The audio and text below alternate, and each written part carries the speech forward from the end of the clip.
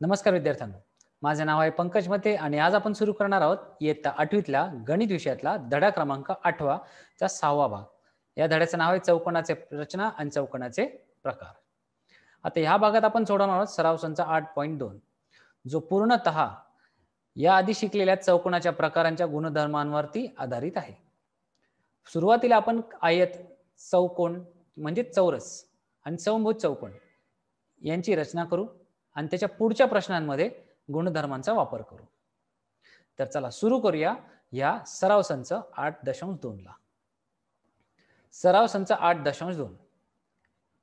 पहिला प्रश्न, आपल्याला एक लांबी दिली आहे AB ची जी 6 सेंटीमीटर इतकी आहे आणि BC ची लांबी दिली आहे 4.5 सेंटीमीटर इतकी. आणि असा आपल्याला आयत ABCD काढायचा आहे. या आयतामध्ये आपल्याला दोन भुजा दिल्या आहेत ज्यांची लांबी आहे 6 सेंटीमीटर आणि 4.5 सेंटीमीटर. AB ची लांबी 6 आणि BC ची लांबी 4.5 सेंटीमीटर इतकी दिली आहे. तर चला सर्वात पहिले आपण कच्ची आकृती काढून घेऊ. तर इथे पाहू शकता आपण एक कच्ची आकृती काढली आहे जी बरोबर आयत आहे, ज्याची AB ची लांबी आपण घेतली 6 सेंटीमीटर, BC ची आपण लांबी घेतली 4.5 सेंटीमीटर आणि सगळ्यात महत्त्वाचं म्हणजे जितके कोन इथे आपल्याला चारी भुजांना बनतात ते सगळे कोन बरोबर 90 अंशाचे असतात. कारण हीच आपल्याला मदत करणार आहे, ह्याच गोष्टी आपल्याला मदत करणार आहेत आयत बनवायला. दुसरा गुणधर्म असा आहे की आयताच्या दोन भुजा नेहमी समान लांबीच्याच असतात. म्हणजेच काय, BC ची लांबी समजा 4.5 सेंटीमीटर इतकी असेल तर AD ची लांबी सुद्धा 4.5 सेंटीमीटर इतकीच असणार. तर आपण पहिल्यांदा काम करू, आपण एक रेषाखंड काढूया 6 सेंटीमीटर इतका.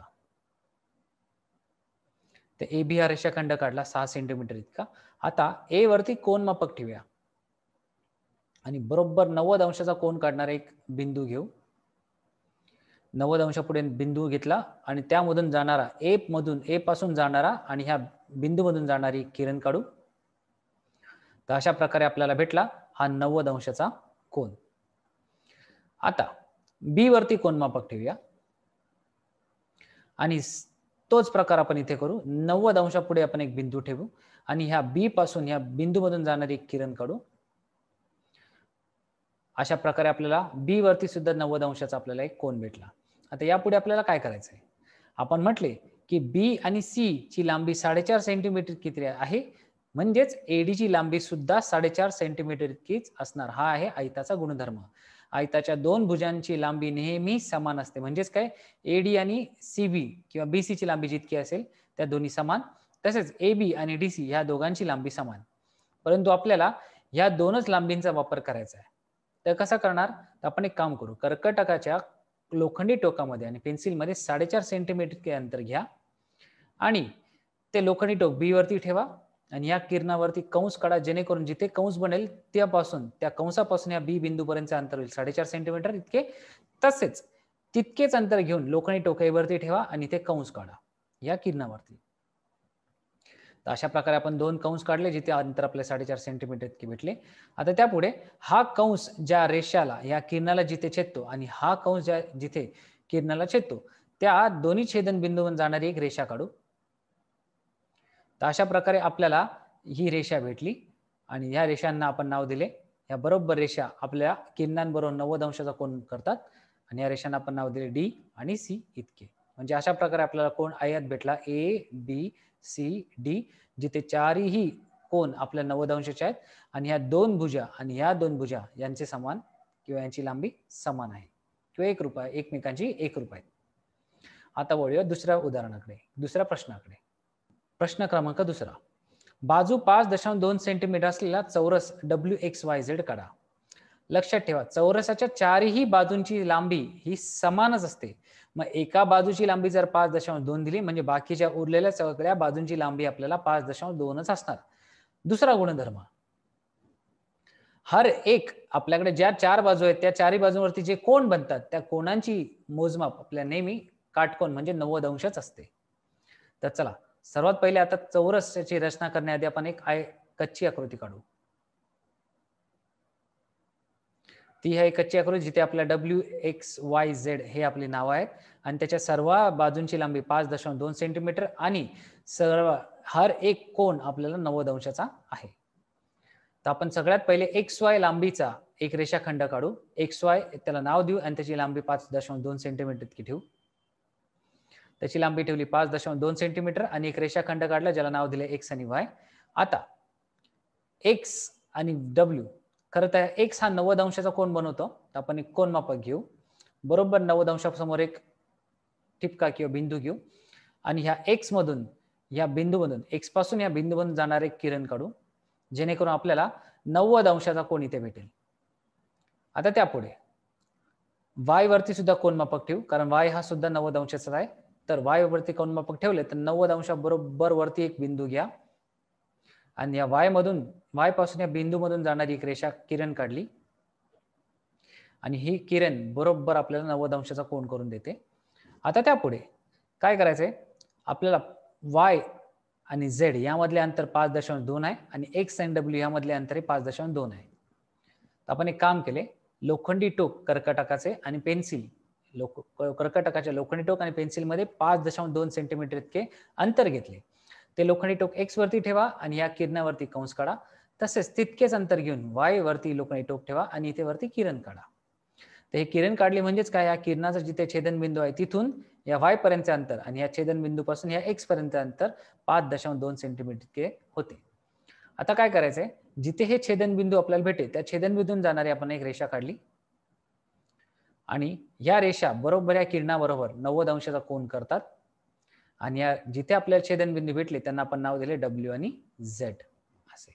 तर अशा प्रकारे आपल्याला भेटला चौरस ज्याच्या चारही बाजू आपल्याला भेटल्या समान आणि हे चारही कोन आपल्याला बरोबर 90 अंशाचे मिळाले. आता वळूया तिसऱ्या उदाहरणाकडे. बाजू 4 सेंटीमीटर आणि कोन K ची किंमत आपल्याला दिली 75 अंश असा समभुज चौकोन K11 काढा. तर पहिले आपण आपण कच्ची आकृती काढू, कारण समभुज म्हणजे काय, चारही भुजांची लांबी आपल्याला नेहमी समान असणार म्हणजे 4 सेंटीमीटर इतकी असणार.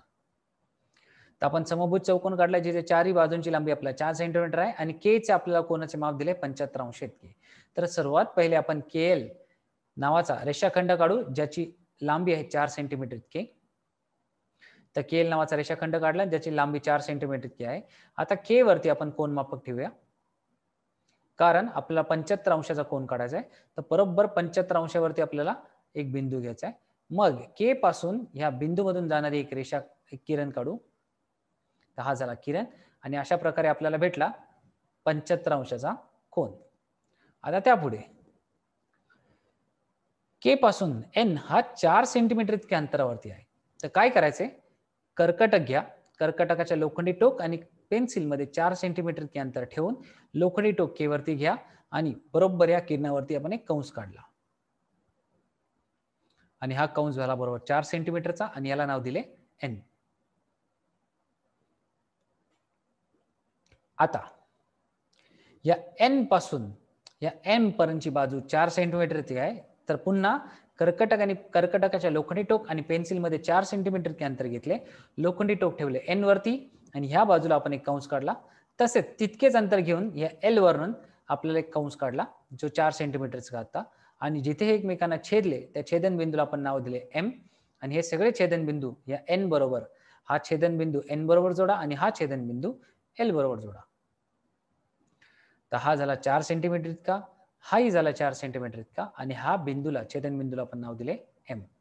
आणि अशा प्रकारे आपल्याला भेटला समभुज चौकोन ज्याच्या चारही भुजा समान असतात परंतु त्याचे कोन, ज्या बाजूचे कोन बनवतात ते 90 अंशाचे कधीच नसतात, कारण ते जर 90 अंश झाले तर तो बनतो चौरस. आता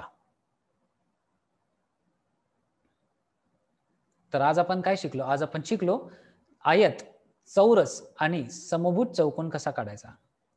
यामध्ये कुठलीही एक बाजू दिलेली असते आणि बाकीच्या बाजू आपल्याला शोधायच्या आहेत. तर ह्या शोधण्याकरता किंवा ह्या रचना करण्याकरता आपल्याला या तिघांचेही गुणधर्म आपल्याला पाठ पाहिजे. जसे आयतामध्ये सगळ्या बाजूंमध्ये 2 भुजांची लांबी नेहमी समान असते. चौरस आणि समभुज चौकोनामध्ये सर्व भुजांची लांबी नेहमी समान असते. आता आयत आणि चौरसामध्ये हर एक कोन हा 90 अंशाचा असतो परंतु समभुजामध्ये हा 90 अंशाचा नसतो. तर अशाच प्रकारे आपण सर्व गुणधर्मांचा अभ्यास करू आणि पुढची उरलेले 3 प्रश्न आपण या पुढच्या विभागामध्ये किंवा पुढच्या व्हिडिओमध्ये आपण सोडवूया. तोपर्यंत धन्यवाद.